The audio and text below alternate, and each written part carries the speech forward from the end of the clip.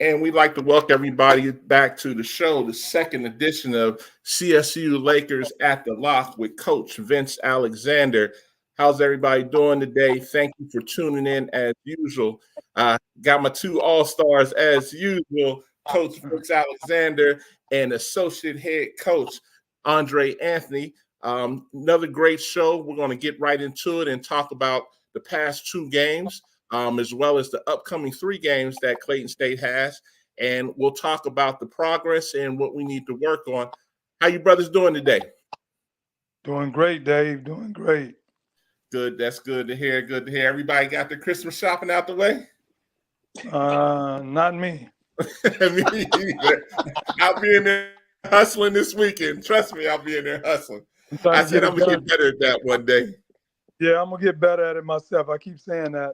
Hopefully tomorrow I get some things done.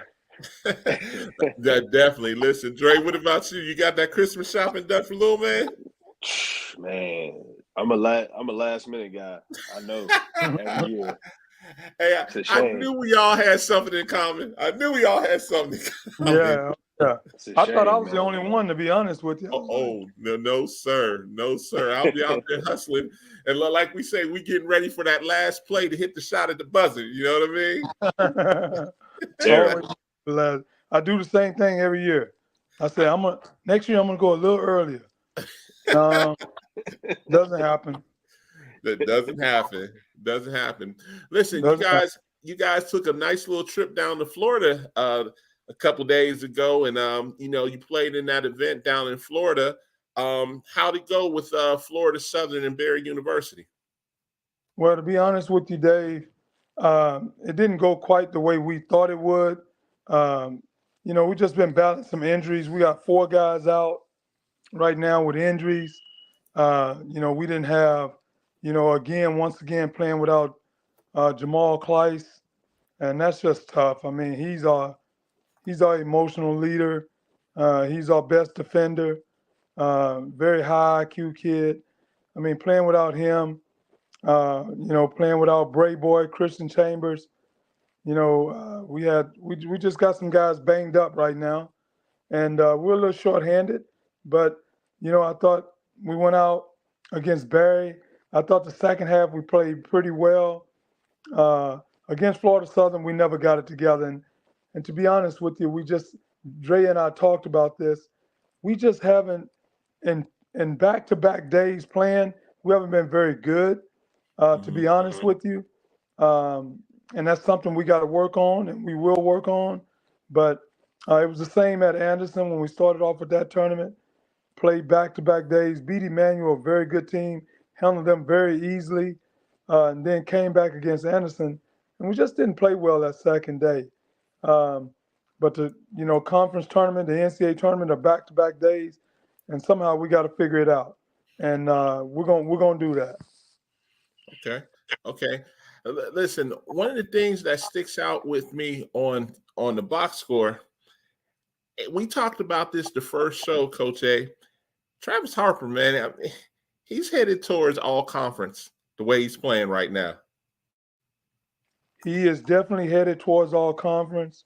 And he didn't play his best basketball in Florida, but he still played pretty well. He's just he's a good player. He's a very good player. He's gotten so much better, and he's evolving, I guess you can say. And we all know a lot of it has to do with Coach Dre and his development of these young guys. Just doing a great job with them. And so he's playing well, man. He's playing really well. I listen, and I like to call the next guy the rock of the team outside of Jamal Clyce. Man, I can't say enough about Wes and the leadership he's showing. He's playing so solid. He's giving you some really good minutes. He's giving you that 12 to 15 to 16 points a game. He's hitting those threes. And Dre, as you said earlier, he's shooting the ball a lot better this year. Oh yeah, I mean he's a seasoned vet. He's been around the block for some time. Older guy, understands what's at stake, and he knows he had a bad year last year. So he got back in the lab and got back to some of his old habits, and his confidence is a lot higher this year than it was last year. So he's doing a really good job, man. We challenged him from the beginning of the season.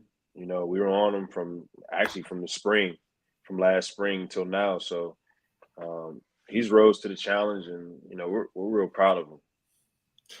Hey, and to expound on that, man, what you guys have asked of him, because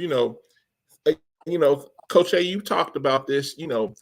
A lot of times before in the past, West was looked at as a three guy. He was looked as a shooter, but his role has expanded into a lot more, as we talked about previously, with the block shots, the rebounding, and then Dre, from your development standpoint, now he's actually has the confidence to go to the basket now instead of just, sitting out there and shooting all the time. So, like you said, the way he's evolving has been big, and you can see it, like I said, even just, people that are around the program to see the growth of West, which is big.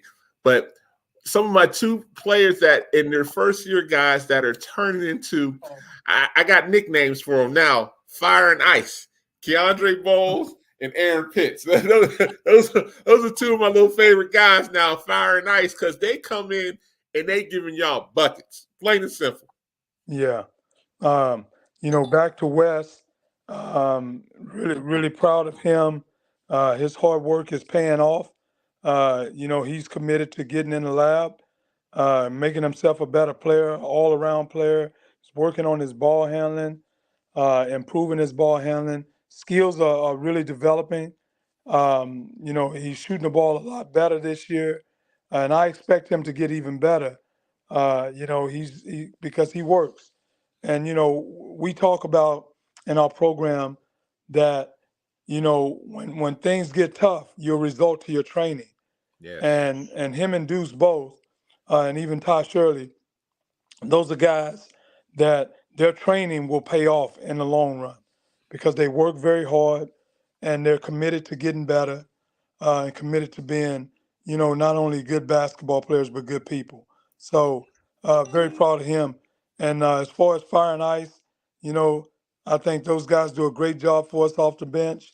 They bring it, giving us, something that we haven't had in the past. Bench scoring. They both could start in probably a lot of programs, but they come off the bench and do their thing. And we're very, very proud of them and very pleased and blessed to have them. Now, another person I wanted to talk about, and he's coming off an injury, and he seems like he's starting to get together, is TJ Stargell. TJ gave you some good minutes, and, he was productive as well with 14 points in that game as well. Yeah, he's slowly getting back. He's still not 100%, but he's slowly getting back there. And, we just got to hopefully after this break, man, I'm hoping that we have, all of our guys, be able to have our whole team back and be able to really see what I was talking to Dre today. I was like, man, it hadn't been since, um, Emmanuel and Anderson that we've had our whole team. We just haven't had everybody. And so, we're hoping to get back to have everybody after Christmas and, get to really get a good look at what we look like and what we're going to be like. So we're looking forward to the conference season. And, Coach, I want to say this as well. Even though it was 2 losses, you are staying true to what you are trying to do this year. With you having this high octane offense, I mean, you guys are putting up points. There's no question about that. But I think, like you said, once you get that whole team back together, you know, I think this is going to be a nice year for you guys because, I mean, you're getting that 80, 85, 90 points. That's not the problem at all. You are very productive on offense. Yeah, I think offensively we're sort of where we need to be. Well, we're still working on that even, but I think defensively, with some guys out, we've taken a step back. A couple of really good defenders. We can do a lot of things with Jamal Clyce is there. We can Mhm. switch, a lot of different positions because he can guard 1 through 5. Uh, but without him, it's been a little bit of a struggle defensively. But we're going in there every day, and we're gonna push. We're gonna keep pushing, keep driving, and we're gonna get this defense rolling just like this offense rolling, and we're gonna make a run, an incredible run this season, and we're looking forward to that. Listen, I would not be surprised at all. And you have one more non-conference game before you get into the schedule. You have Albany State on the 30th, correct? That's correct, Dave. Okay, and Albany State, they're not too bad. So I think that's going to be another tough SIAC team that you're playing to get you geared up because boy, going into that Peach Belt conference, you guys kick right off with North Georgia, and they're playing pretty well right now. They're playing really well right now, and we got our eyes on them. But we're trying to make sure we locked in on Albany because, as you stated, they're a good team, and we got to go on the road after Christmas break, after having all these days off, and then go back and have 2 days to practice, and then go play. So, we got to try to get it done, but that won't be any excuses. We got to get ready. And we need to go in there and we need to get a good victory, going in and hopefully that propels us into this conference season. Absolutely. And like we talked about on the first show, and there was no way nobody could know, when the preseason rankings came out for the Peach Belt, they didn't have you in the top echelon of the conference. But I really feel like by the time mid-January, beginning of February rolls around, I feel like you guys are going to really surprise a lot of people.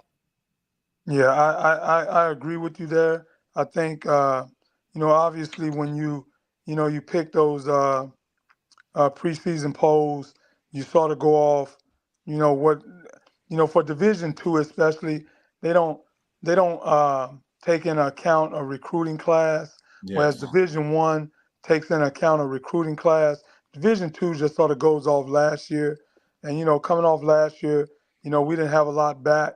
We had 3 players coming back basically, Wes, Baki, and Deuce.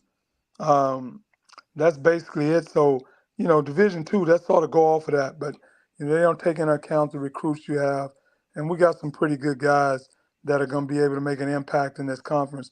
On top of the fact that we played a really tough schedule, and that schedule is preparing us and getting us ready for this conference season. I couldn't agree more. And I know you guys have a couple of promotional nights coming up in January. And for the people that aren't aware of what Clayton State is doing, you definitely come down, to Clayton State down tomorrow. Come check them out. But one of the things that I wanted to touch on, just the expectations of what you expect from these players, and the other thing, it'll be off topic as well. Just to, Dre, you text me about this earlier. Man, this portal opening up and going to allow players to get that second year, that second transfer, not second year, excuse me, that second transfer in. Coach, what's your thoughts on that? I have mixed emotions, obviously, it can work out for you or it can work against you.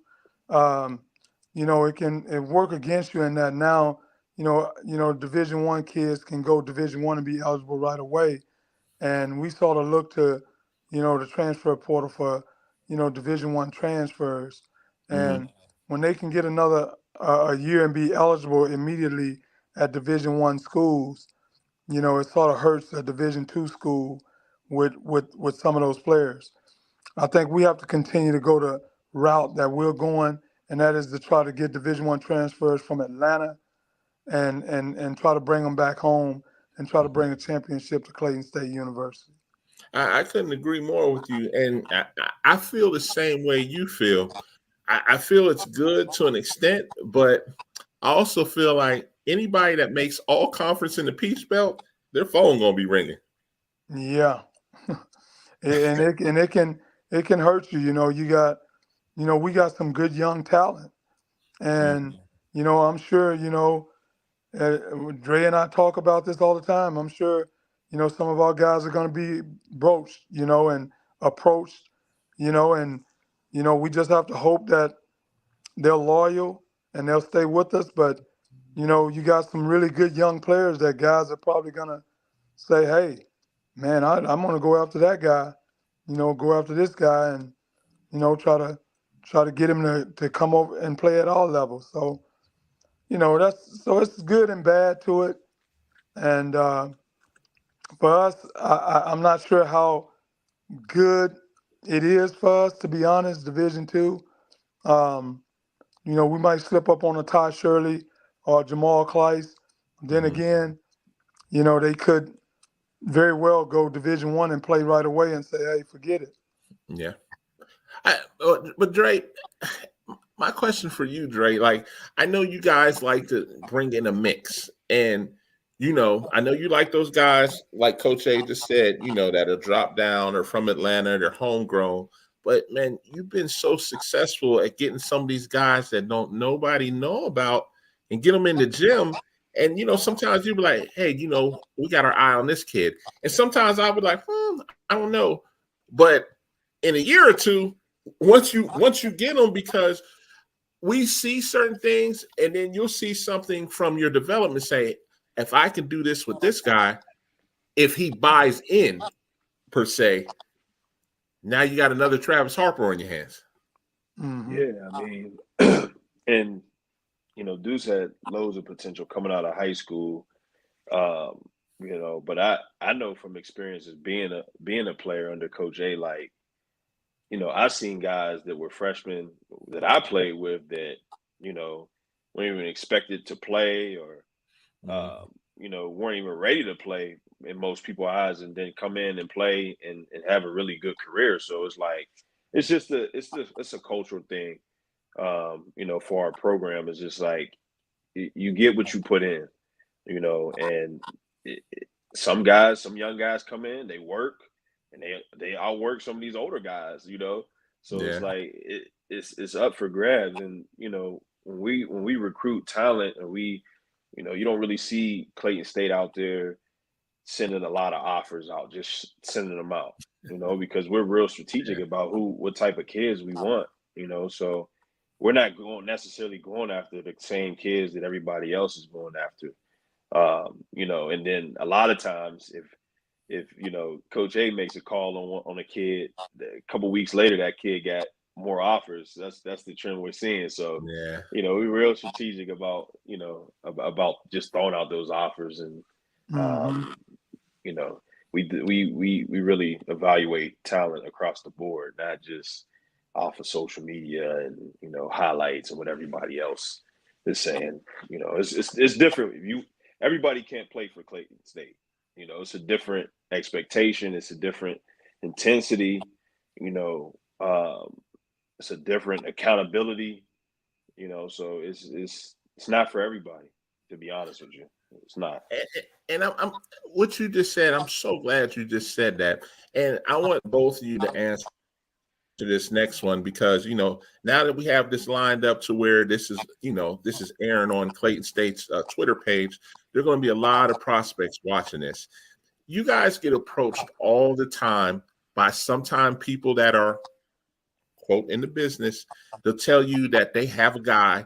And listen, everybody feels strong for the kid that they advocate for. And the thing that's a turnoff sometimes where they tell you, oh, he's a day one player, or he could come in and impact right away. And Dre, we talk about this all the time. How can they know that and they don't even know what type of sets you run? They've never even seen you play. You know how I feel about this, and I wanted both of you all to touch on that. Yeah, I mean, for me, it's like you just have no idea. Again, I talk about Coach A because it's a foundation. No matter where he's at, he's had success. And as a player, me coming in playing for him at USC Aiken, I was a JUCO All-American. You know what I'm saying? I could have went anywhere in the country, and our team was loaded with talent. Guys that D1 guys, guys that were had accomplished high school careers, other junior so they can hoop. You got to work, and a lot of times I think people just look at records and they just look at what's been done in the past, and it's like, the first thing you should do as a prospect is come to a game and see it for yourself. And I think Atlanta is one of those special places where you can see a game at every single level besides JUCO, where you used to with Atlanta Metro. But yeah, if you're in the Atlanta area, take advantage, or any area with multiple college basketball programs, take advantage of being able to get out and watch games, because you'll really see, like, okay, these guys can go, these guys can play, and it's physical, and it's up tempo, and yeah, I'm not a day one guy, and that's okay. That's where the work comes in. But a lot of people they haven't taken a chance at coming to watch a game, and if it's not Division I. So sometimes in bigger cities, it doesn't attract as much as it would your Georgia Tech, Georgia State, things like that. Coach, what's your thought on that? When people approach you and say, hey, I have this guy. Now, of course, if it's somebody reputable, you may pay attention, or you may defer him to Dre. Do you say, hey, come to our workout and let's see what he can do? Or what's your thoughts on it? My thoughts when they say that right away is I know that they're basing that on the fact that they just look up your record and say, oh, well, they can, if they're in that situation, my kid can help them right away. So I know that they're just not aware of what we really have. A lot of people don't know we played with 8 players last year, and we lost 9 games by 2 possessions. They don't know that, we have a relatively young team this year. We start 2 redshirt sophomores who only played their freshman season, and we start a senior whose season, and that's Wes, and he's doing his thing. But, the other guys, Todd Shirley, Jamal Clayson, those guys, they didn't play a lot where they came from. So really, this is like a new year to them. So, they don't know what we have. We really have a really good team and really good talent, but we're just putting it together, and we're all putting this program together and trying to bring in the best pieces to make it work. And they throw stuff out there like, yeah, my kid's a day one starter. Am I still on? Yeah, okay. Yeah. My kid's day one starter, and he can lead your program. And I'm going, man, you bring this kid to a workout, this kid will see. It ain't easy. It ain't like you think it is. It's gonna be a challenge. So yeah, it bothers me a little bit, but at the same time, I know that they're just not aware of what we have and what we put into this program to get it to a level where we're going to be all very pleased with, and that's contending for national recognition. So um, like Dre said, just hey, listen. When they say that, I say, okay, you can come work out this spring, and make sure you come with them so you can see. Bring them Okay. with you. so you can see what it's going to be like. And they'll see. You know, I'll never forget. I mean, I hate to put it out there, but I'll never forget Bray Boy. Remember, he came to work out Yeah, with the team, and yeah. down for a couple of trips down the floor, and CC Christian Chambers dunks on him, and it's like he's like, "This is a 6 foot guard just dunked on me." Like, okay, yeah, you know. So, you know, Welcome to college basketball. welcome to college hoops. Mhm.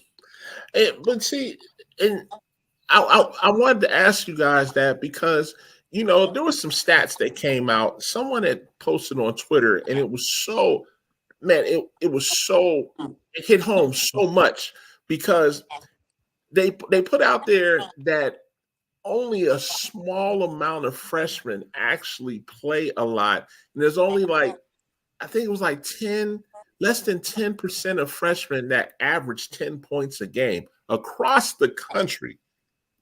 So, and I wanted to bring that up because so many people, when they come to you guys and ask these questions about, or not ask these questions, are basically telling you that this guy is going to come to your program. And that not only is that buck the trend nationally, but it's so rare that it happens. And it's not to say that it can't happen. It's just one of those things where people have to understand that this is a process. And a lot of times it's a 3 to 4 year process to get to what your expectations are, Coach A. You know what I mean? To get that player there. Because they have to understand your system. They have to understand what's expected. They have to understand practice. They have to understand what's expected in class.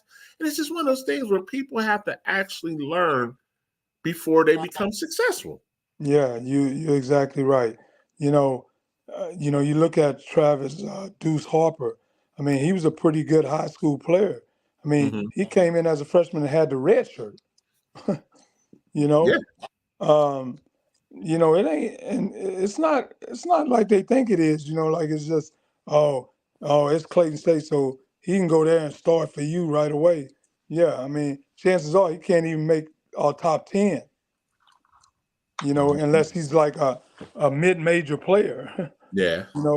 because we develop our kids to be pros, and we recruit mid to high major players.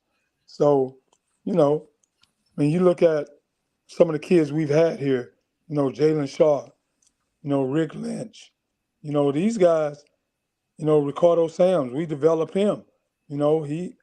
He needed a lot of work, coming in, and he was a junior when we got him. Mm-hmm. So, but we were able to work with him and get him to a pro level. Um, but they just don't understand. They just said, I remember when I was a high school coach, I never said my kids can come in and start for you right away. Not even at a Division II school when my kids were being recruited. When I was a high school coach, I was like, he's a good player. Give him a chance, see what he does. I think he's been taught well. He's been coached hard. He can turn out to be a good player for you. I don't know what he'll be able to do his freshman year. You know, you just don't know. I mean, honestly, because of what Deuce went through last year and Baki and some of them, they went through having to play, some tough minutes. They got better this year. You Mm-hmm. know, so sometimes it takes a year or two. North Georgia wasn't a nationally ranked team 2 years ago, but those guys have gotten older and they've gotten better. You Mm-hmm. know, and now they're nationally ranked. So it takes time, and I think if I'm not mistaken, this is just like his 5th year. It didn't really uh, materialize for him until those to his 4th year. I mean, it takes time. It takes time, and you gotta build it, and you gotta make sure these kids coming in are ready and prepared. Yeah, we got a couple of freshmen playing this year, but they're not they weren't recruited. Our kids weren't recruited very. Bray Boy wasn't recruited very hard. Elijah Dates wasn't recruited very hard. Marcus Harris, these are kids that we brought in and developed over time, and they've gotten better. You know. Yes, absolutely. Yeah, I couldn't agree more with you. And to see, especially Elijah is giving you some quality minutes, and now Marcus is getting comfortable in his role as well. And you can see Bray Boy, like I said, we talked about that last week. I think it's just a matter of time before Bray Boy breaks out. And, he kind of gives me a feeling of Deuce almost, but I mean, he's just so athletic. And once he figures it out, he's going to be a load to handle, definitely. Yes, he is. And God willing, we can keep them together. We keep this group together. Next couple of years, I really see this team being a top 10 team in the country. I agree. I agree. And I always have to bring my guy in because I feel like the more he improves, the more Clayton State improves. Muhammad's he's going to be a process, and when he starts to really figure it out and get it together, that's really, in my opinion, just my opinion, I feel like that's what's really going to take you guys over the top. With that 7-footer being able to, do his thing and understand what you expect of him. And, Dre, I know what you do on the development side as, big fella continue to bring it. When I see Muhammad, you know who I see? I see Tyshawn. I see Tyshawn. That's who I see.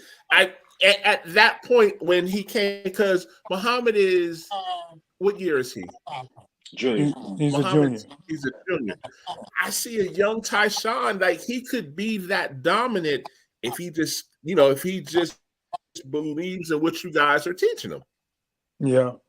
I definitely, Dre can speak on this as well, but I think he's going to, if we can get him, and I think we will, get him to understand the workload that it takes to be the player that he wants to be and the player we need him to be.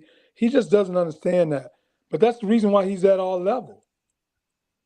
Because if he understood that, and if he had a motor and he understood what we're talking about, we have no chance at him.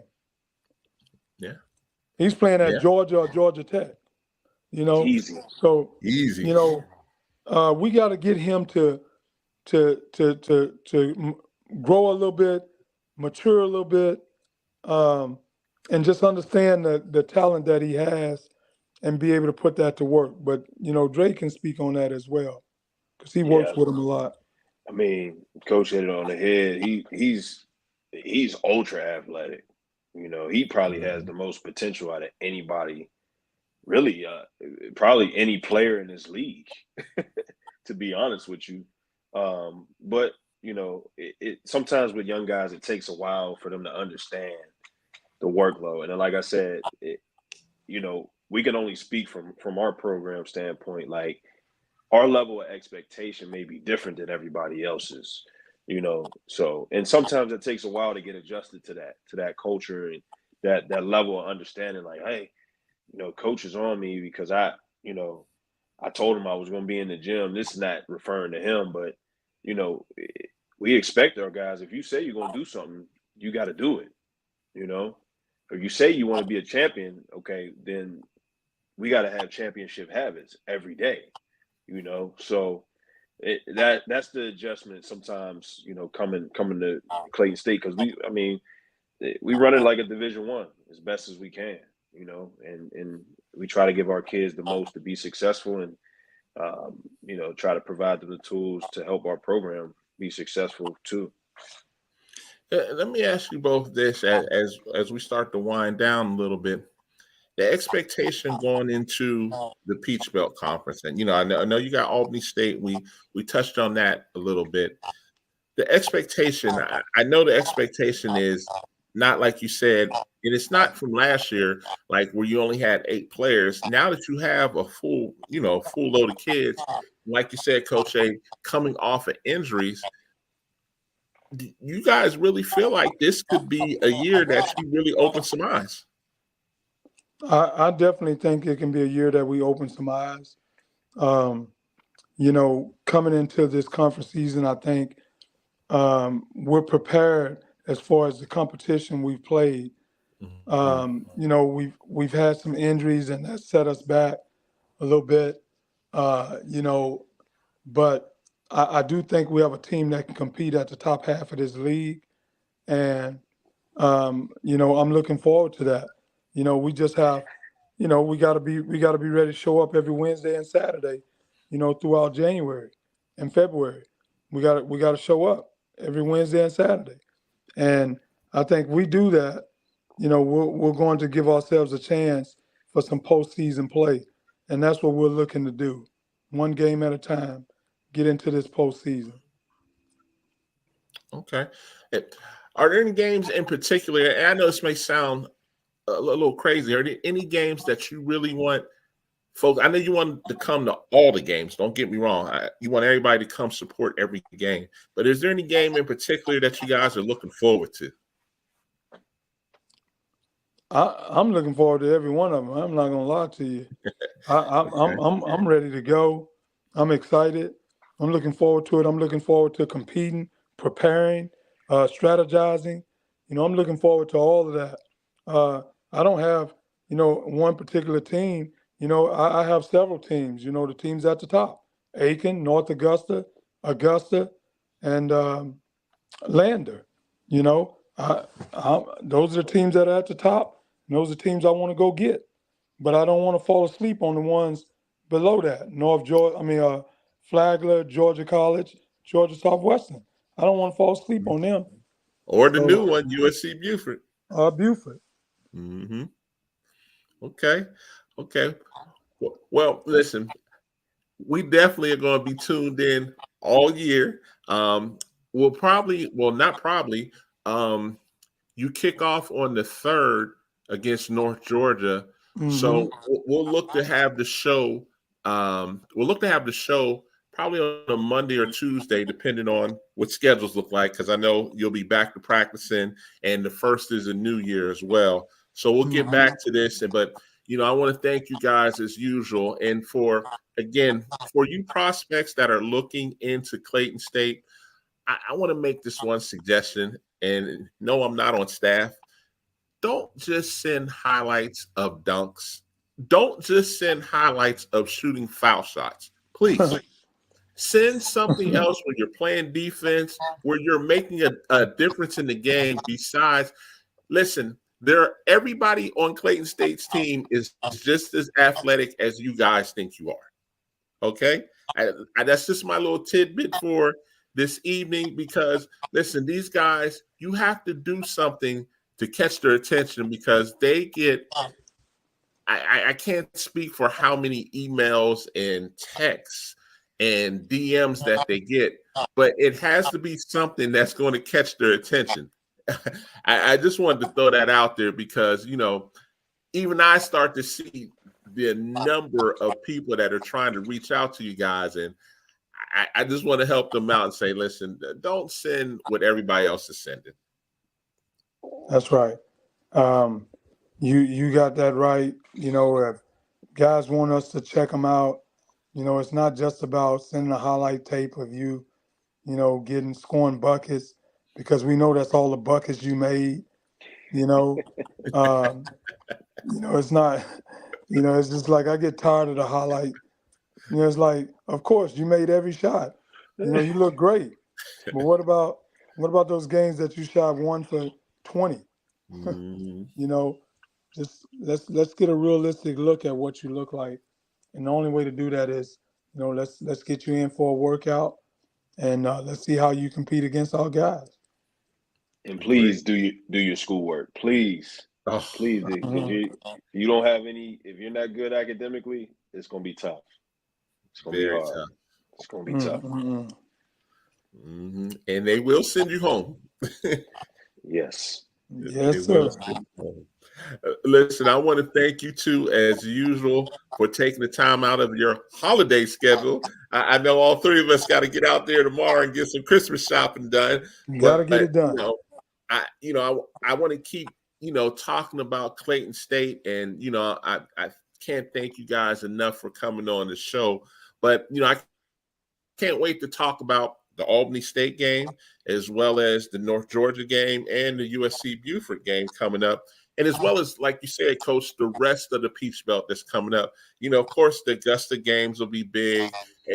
All of the games are going to be big because, I mean, I just took a look at the schedule for the Peach Belt.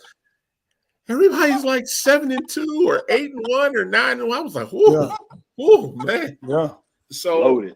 as you said, Coach, there's no days off, basically. There's no days off. No matter who you playing, you better be ready. Mm-hmm. That's going to do. Listen, that's going to do it for tonight. And listen, for you people outside of checking out Clayton State, do your research. Take a look at how strong the Peach Belt Conference is. It's one of the top D2 conferences in the country. So, even for you trainers who think, oh, he's a day one starter or, he's an impact player, do your research. Do your research before you approach these two men right here and at least look like you know what you're talking about instead of looking like a used car salesman. Amen. So we're going to wrap it up for tonight. Man, thank you guys for checking in on this holiday weekend. I want to wish everybody a happy holidays. Coach, happy holidays. Coach Dre, happy holidays. And definitely, I'll be seeing you guys real soon. And thank you guys for tuning in tonight for the CS Lakers show at the Loch. God bless. God bless.